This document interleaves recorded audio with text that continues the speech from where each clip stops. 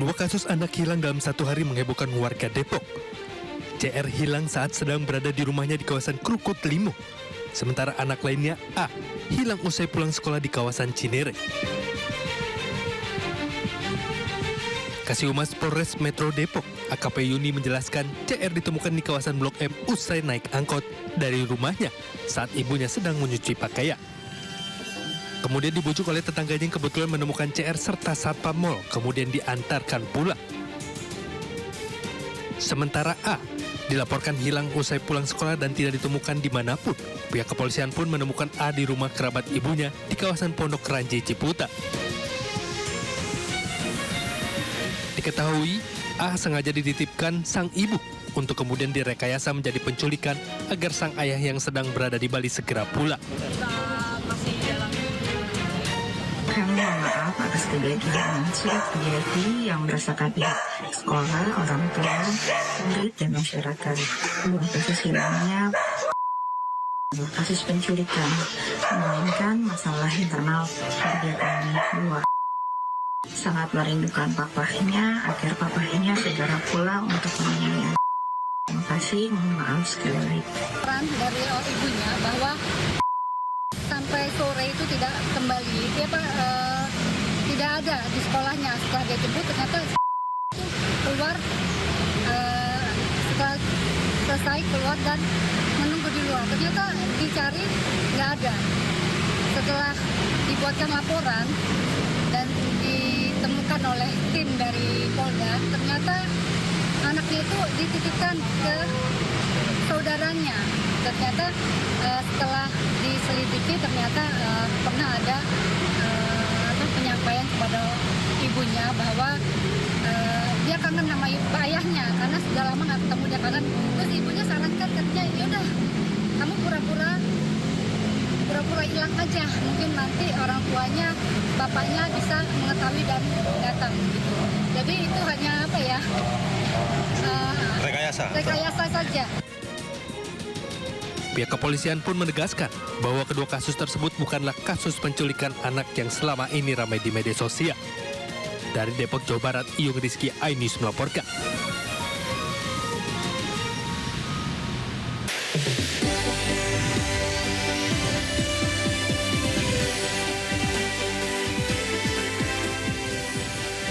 Jaksa penuntut umum menghadirkan 3 saksi di sidang lanjutan Hasto Kristianto.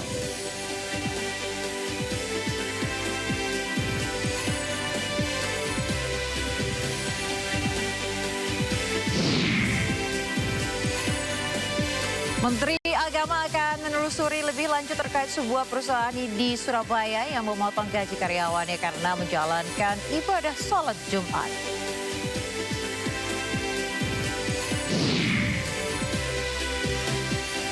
Presiden ke-7 Republik Indonesia Joko Widodo bertolak ke Vatikan untuk menghadiri pemakaman pemimpin umat Katolik sedunia Paus Fransiskus.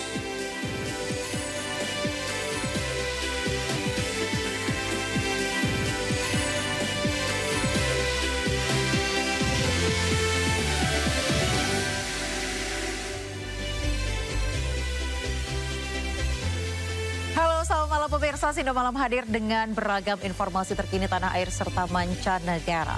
Bersama saya Aya Nufus, inilah Sindo Malam selengkapnya.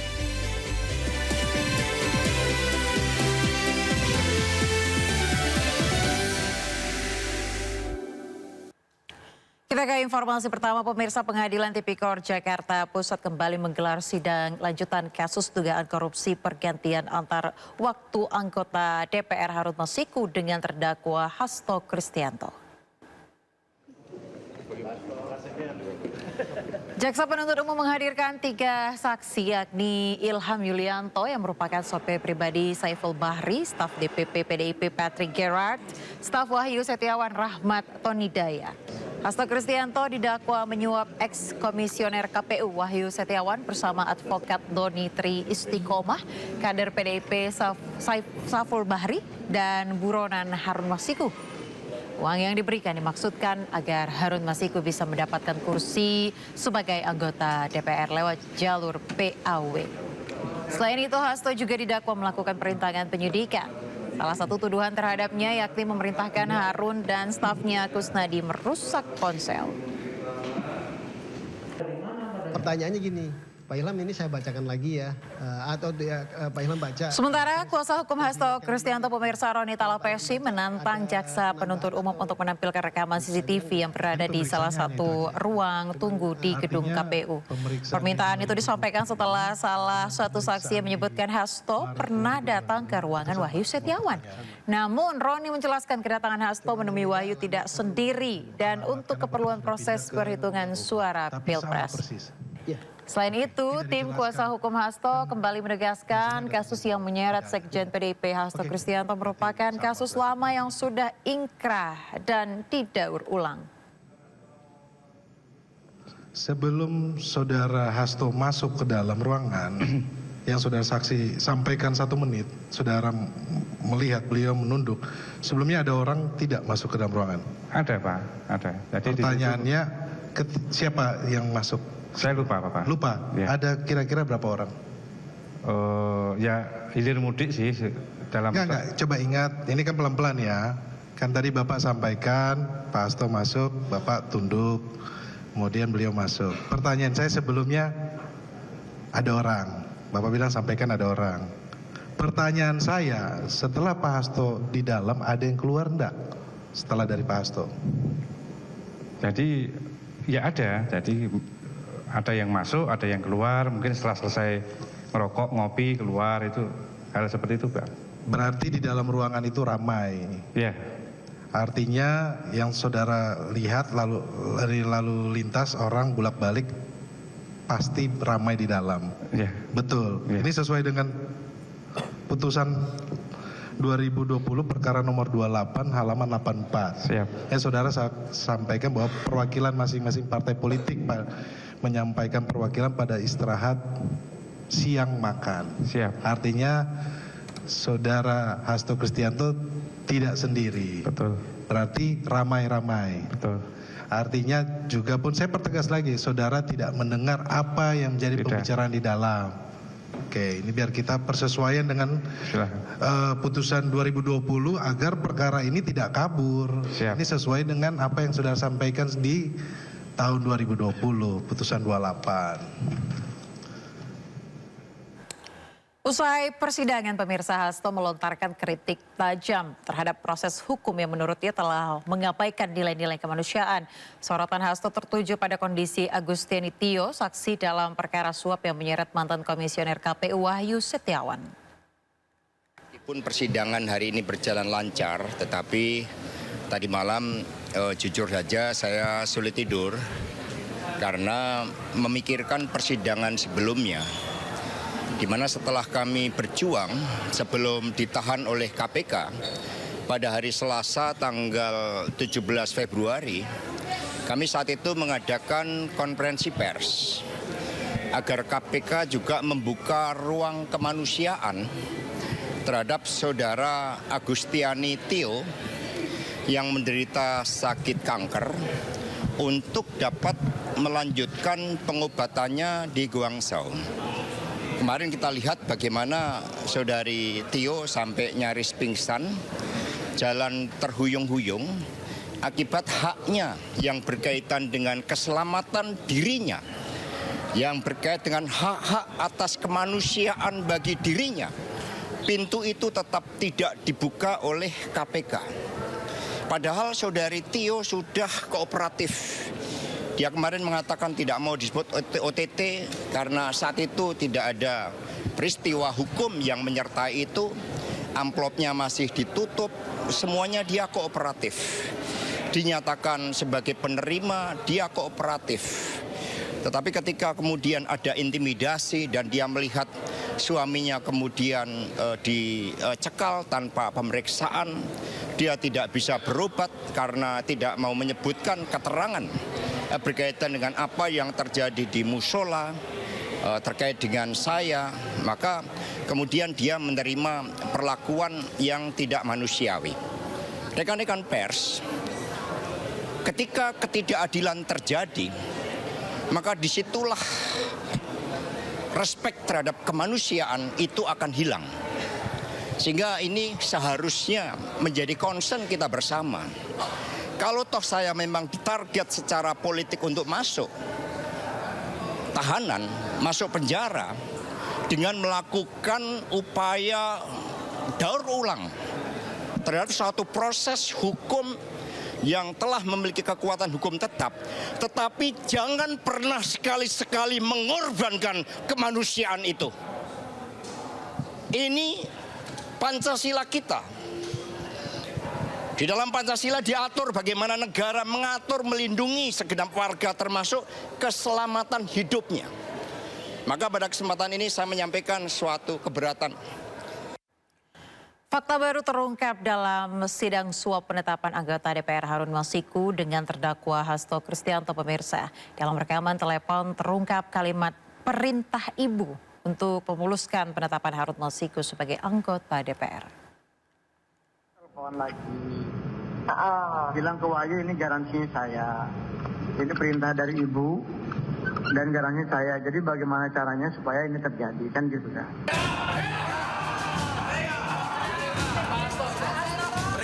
Sejumlah fakta baru terungkap dalam sidang yang dihadiri saksi anggota Bawaslu RI Agustiani dengan mantan kader PDIP Saiful Bahri. Dalam bukti rekaman telepon antara Agustiani dan Saiful Bahri terungkap kata perintah ibu dan garansi saya. Melalui telepon, Saiful menyebut adanya pesan dari Hasto soal ada perintah dari ibu dan siap menjadi garansi dalam proses PAW untuk meloloskan Harun Masiku. Tadi Mas Hasto telepon lagi, bilang ke Wahyu ini garansinya saya, ini perintah dari ibu dan garansi saya. Jadi bagaimana caranya supaya ini terjadi, kan gitu kan? Itu yang pertama. Yang kedua, besok kan pleno tuh KPU. Nah, sebelum pleno bisa nggak misalnya sebelum pleno itu ketemu Doni dulu biar dipaparin hukumnya. Terus kemudian yang kedua, Mbak Tio udah ketemu belum sama tim hukumnya? Itu siapa? Asik. Nah. Jadi tadi Mas lagi nelfon, kan lagi coba cari opini hukum yang dari orang-orang di luar KPU dulu. Mengenai postulat hukum yang Doni bilang. Nah, pengertian yang aku dapat dari mereka-mereka itu, postulat hukum itu kan kalau tidak ada perubahan, artinya itu kebenaran yang memang udah A ya A gitu. Nah, cuma ini kan ada perubahan. Postulatnya itu adalah putusan MA-nya iya. Tapi kan ada yang berubah kemudian karena ternyata diketahui belakangan ada perubahan angka, kan begitu. Jadi kalau kita masih berkeras dengan postulat hukum itu untuk MA-nya iya postulat, tapi untuk keputusannya ini tidak bisa postulat katanya. Aku tadi kan telepon juga si Wahyu. Aku minta di-range waktu untuk Hasim. Nah, jadi aku jam 4, jam 3-an nanti aku telepon. Nah, Wahyu kondisikan Hasim. Nanti jam 4 itu ketemu dengan Hasim. Itu dengan divisi hukumnya. Nah, sekarang aku juga mau minta izin bawa Doni. Itu, jadi langsung ketemu Hasimnya di situ. Bagus dong. Nah ini aku belum tahu dengan Hasim dengan Doninya oke apa enggak. Tapi aku Doni bisa. Ya coba aja kalau memang oke kan Doni bisa tak panggil.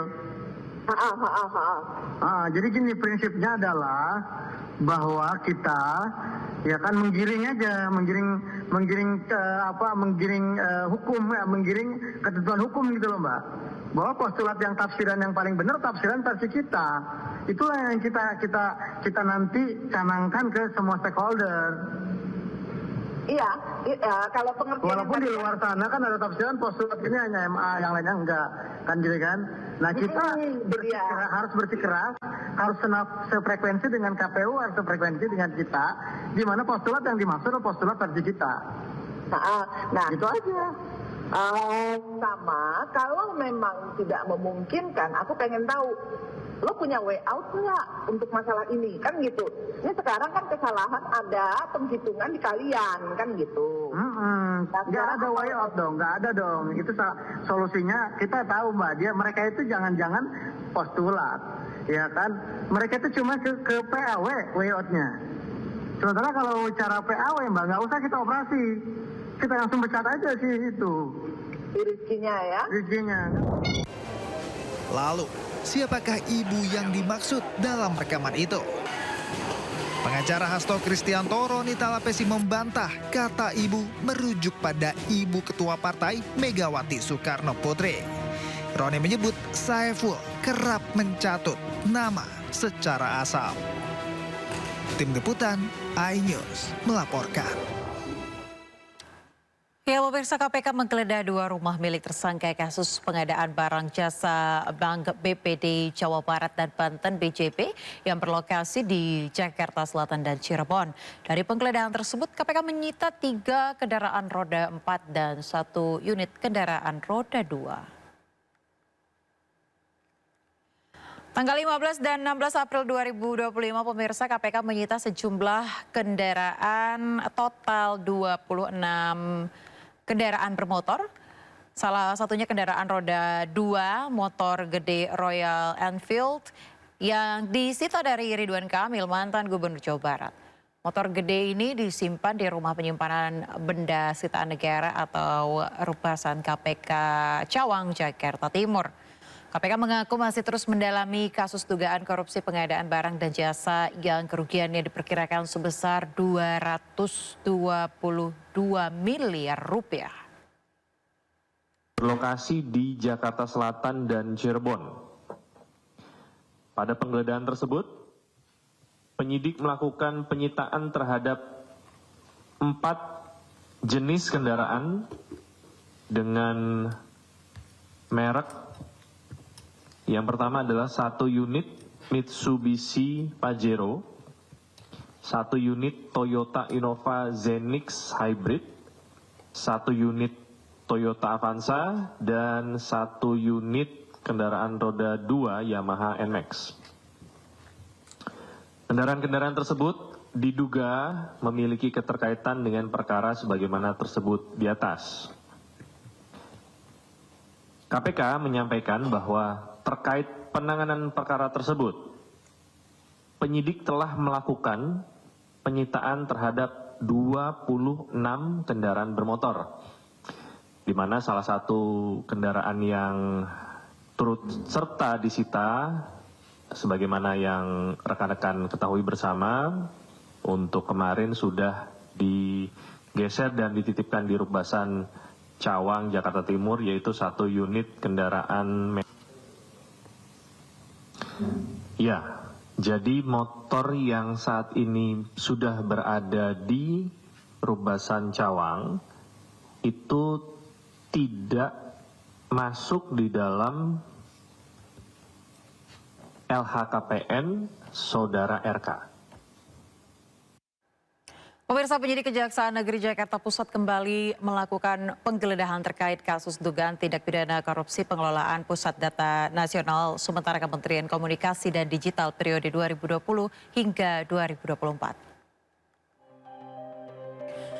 Kepala Kejaksaan Negeri Jakarta Pusat Safrianto Zuriat Putra mengatakan penggeledahan dilakukan di wilayah Tangerang Selatan, Jakarta Timur, dan Jakarta Selatan. Dari penggeledahan ini penyidik menyita sejumlah dokumen yang berkaitan dengan pengadaan PDNS. Ada barang bukti elektronik yang disita guna penghitungan kerugian negara dan pembuktian di persidangan. Bukti-bukti yang disita ini masih akan dianalisa penyidik. Hingga saat ini pemirsa, pemeriksaan saksi terkait kasus ini telah mencapai 70 orang. Namun penyidik masih akan memeriksa sejumlah saksi lagi. Dalam waktu dekat, penyidik Kejari Jakpus akan melakukan gelar perkara untuk menetapkan tersangka. Penetapan dilakukan setelah pemeriksaan saksi tambahan dan analisa barang bukti sitaan selesai. Penyidik pada Kejaksaan Negeri Jakarta Pusat benar telah melakukan penggeledahan di beberapa lokasi di Provinsi Banten dan Provinsi DKI Jakarta terkait dengan penyidikan PDNS di lokasi lokasi BDX Center, kemudian di kantor pusat PT AL, di gudang PT AL, di warehouse PT AL. Ini merupakan rangkaian penggeledahan lanjutan terhadap penggeledahan yang sudah dilakukan beberapa waktu yang lalu, di mana penyidik memandang perlu untuk melakukan penggeledahan di 5 lokasi tersebut untuk kembali menambah barang bukti dan alat bukti supaya penyidikan ini semakin kuat. Sampai saat ini saksi yang sudah diperiksa oleh penyidik itu sebanyak 70 orang saksi, dan penyidik masih terus melakukan pemeriksaan saksi tambahan. Di samping itu juga penyidik telah melakukan pemeriksaan beberapa orang ahli. Terkait dengan tersangka, penyidik belum menetapkan tersangka, tapi penyidik telah mengantongi beberapa nama sebagai calon tersangka. Tiba waktunya nanti penyidik akan menetapkan tersangka tersebut, calon tersangka tersebut menjadi tersangka, dan akan menyampaikannya kepada publik atau... Ke informasi lainnya, pemirsa, Bakamla Republik Indonesia melalui unsur KN Tanjung Datu 301 berhasil mengamankan sebuah kapal kayu yang diduga melakukan penyeludupan pasir timah tanpa dokumen resmi di perairan Selat Karimata bagian utara Kepulauan Lingga, Kepulauan Riau. Untuk baca-baca maksudnya. Halo 205. Kapal ini diawaki 5 ABK dan tidak dilengkapi dokumen pelayaran maupun dokumen muatan yang sah. Selain itu, kapal memuat sebanyak 600 kantong pasir timah dengan masing-masing berat 50 kg, sehingga total muatan diperkirakan mencapai 30 ton. Pasir timah tersebut diduga berasal dari wilayah Dabo dan hendak diselundupkan ke Malaysia. Kapal tersebut diduga melanggar sejumlah peraturan perundang-undangan. Selain pelanggaran administratif, kapal juga mengalami kerusakan mesin. Guna mencegah resiko lebih lanjut, KN Tanjung Datu 301 melakukan proses towing terhadap KM Doarstu Ibu Jaya menuju Batam untuk proses penyelidikan dan penanganan hukum lebih lanjut. Kapal dijadwalkan tiba di Batam pada Sabtu siang.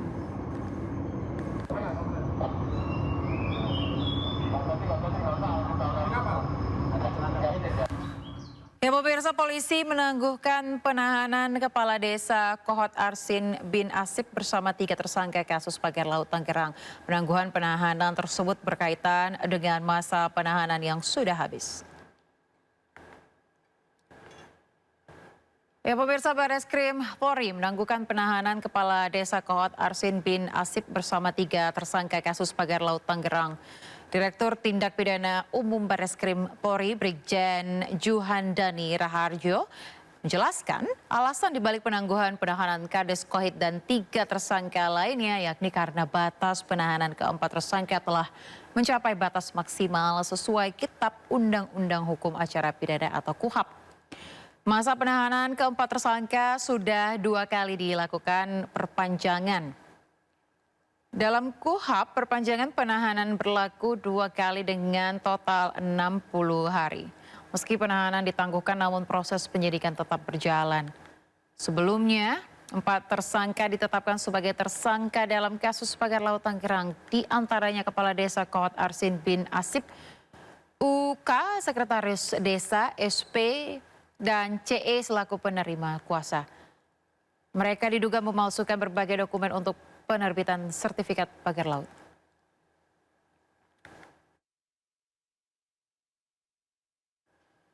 Ya, pemirsa, polisi tetapkan Kades Kohot Arsin bin Asip bersama 3 orang lain sebagai tersangka kasus pagar laut Tangerang.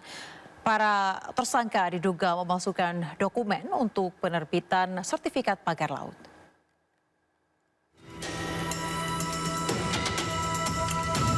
Kepala Desa Kohot Arsin bin Asip ditetapkan sebagai tersangka kasus pemalsuan dokumen sertifikat HGB dan SHM pagar laut Tangerang, Banten. Selain Kades Kohot, polisi juga menetapkan 3 orang lainnya termasuk Sekdes Kohot. Para tersangka juga telah dicekal untuk bepergian ke luar negeri. Di mana kita menetapkan Saudara A selaku Kades Kohot, Saudara UK selaku Sekdes Kohot, Saudara SP selaku penerima kuasa, dan Saudara CE selaku penerima kuasa telah kita sepakat kita tetapkan sebagai tersangka. di mana diduga keempatnya telah bersama-sama membuat dan menggunakan surat palsu berupa GIRIK, surat pernyataan penguasaan fisik bidang tanah sporadik, surat pernyataan tidak sengketa, surat keterangan tanah, surat keterangan pernyataan kesaksian, surat kuasa pengurusan permohonan sertifikat dari warga desa Kohot, dan dokumen lain yang dibuat oleh Kades Sekdes sejak Desember 2023 sampai dengan November 2024. Sebelumnya Bareskrim Polri telah menyelesaikan penyidikan pada 14 Februari lalu. Dalam kasus ini, polisi telah menyita sejumlah barang bukti yang diduga digunakan untuk pemalsuan surat izin terkait penerbitan sertifikat pagar laut di Tangerang. Ya, pemirsa, Menteri Agama Nasaruddin Umar mengaku akan menelusuri lebih lanjut terkait sebuah perusahaan di Surabaya yang memotong gaji karyawannya karena menjalankan ibadah sholat Jumat lebih dari 20 menit. Sebelumnya, perusahaan tersebut juga diduga melakukan pelanggaran karena menahan puluhan ijazah karyawannya.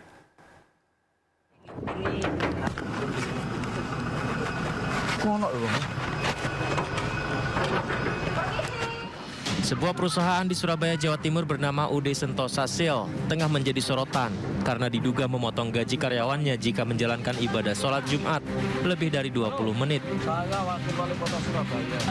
Hal tersebut diungkap setelah sejumlah karyawan melapor kepada Wakil Wali Kota Surabaya Armuji atau Cak Ji. Kalau kita Jumatan, kita itu dipotong. Loh, Jumatan dipotong? 15. Iya. 15 Jumatan dipotong. Saya kalau keluar Jumatan maksudnya. 10.000. Menanggapi dugaan pemotongan gaji karena beribadah, Menteri Agama Nasaruddin Umar mengaku akan mempelajari kasus tersebut. Kendati demikian, hingga kini belum ada laporan resmi terkait dugaan pelanggaran tersebut. Gimana, Prof? Gaji karyawannya yang mau sholat Jumat itu menyikapinya seperti apa? Ya, saya akan pelajari pendapat saya.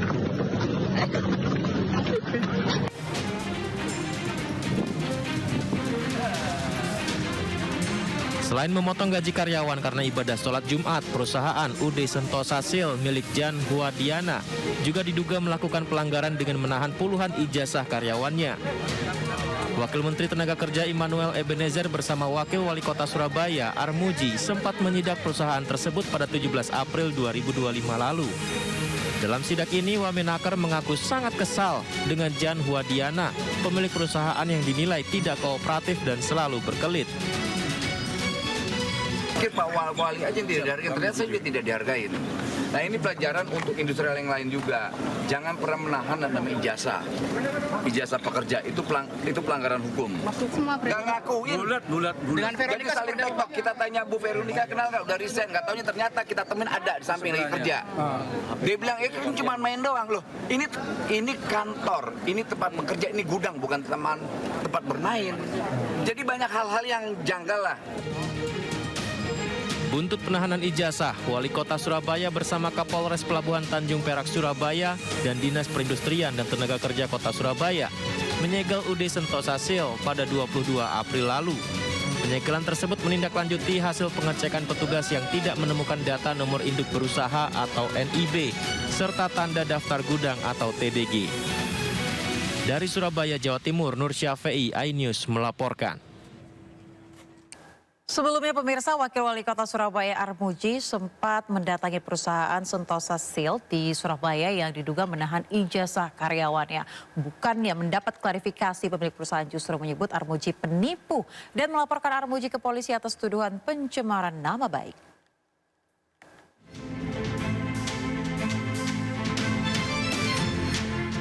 Kasus penahanan ijazah ini terkuak berkat video viral Wakil Wali Kota Armuji di media sosial yang membantu mengambilkan ijazah mantan karyawan yang ditahan oleh perusahaan Diana dengan mendatangi UD Sentosa Sil. Situasi memanas saat Diana justru mengatakan Cak Ji seorang penipu. Ini Wakil Wali Kota, Bu? Iya. Iya, halo? Urusannya apa, Pak? Urusannya apa? Ini ada warga saya ditahan ijazahnya. Mau wakil wali kota, mau apa? Sampean kalau ada keluhan ke polisi. polisi aja. Hei, kamu warga Surabaya apa warga luar negeri ngomong gitu itu? Saya nggak kenal sampean. Sama yang punya perusahaan ya? Iya. Sampean penipuan. Saya nggak kenal sampean ya, sorry ya. Nipu kamu itu, hei. Siapa saya nggak kenal. Hei, kamu ada di dulu. Selain menyebut Armuji sebagai penipu, Diana juga melaporkan Armuji ke Polda Jatim atas kasus pencemaran nama baik karena membuat konten mendatangi tempat usaha pelapor yang diduga menahan ijazah karyawannya hingga konten tersebut viral. Ini yang dilaporkan ini pemilik atau pengguna akun. Ini akun Instagram, TikTok, YouTube. Di sini atas nama Cak Armuji atau dengan link. Ini ada beberapa link yang memang rekan-rekan bisa lihat di sini. Ini ada link YouTube, ada link TikTok dan Instagram. Sekarang masih ditangani oleh Direktorat Siber Polda Jawa Timur. Menghindari konflik terus berlanjut, Diana akhirnya mendatangi rumah dinas Wakil Wali Kota Surabaya Armuji. Dalam pertemuan tersebut, Diana meminta maaf secara langsung kepada Armuji. Menurutnya perkara ini timbul karena kesalahpahaman, sementara Armuji yang sebelumnya akan melaporkan balik mengaku tak akan melayangkan laporan balik. Dengan rendah hati itu saya ingin memohon permintaan maaf, ya, dan khususnya untuk menyelesaikan masalah yang terjadi akhir-akhir ini, yang membuat kegaduhan, ya khususnya untuk seluruh warga Surabaya dan masyarakat Indonesia. Pertama-tama sekali saya itu ingin memohon maaf kepada Cak Armuji ya, karena semua ini dasarnya kesalahpahaman. Saya sebagai seorang muslim, apalagi ini masih di bulan Syawal, dengan tulus mereka minta maaf, baik itu secara pribadi, saya sebagai Armuji dan kepala daerah, Wakil Wali Kota Surabaya, mereka juga minta maaf kepada warga Surabaya, masyarakat Indonesia, dan sudah, kita juga memaafkan, karena ini memang sebagai manusia, tentunya tidak luput dari suatu. Kendati sudah meminta maaf, hingga kini Diana belum mencabut laporannya di kepolisian. Dari Surabaya, Jawa Timur, Tim Liputan iNews melaporkan.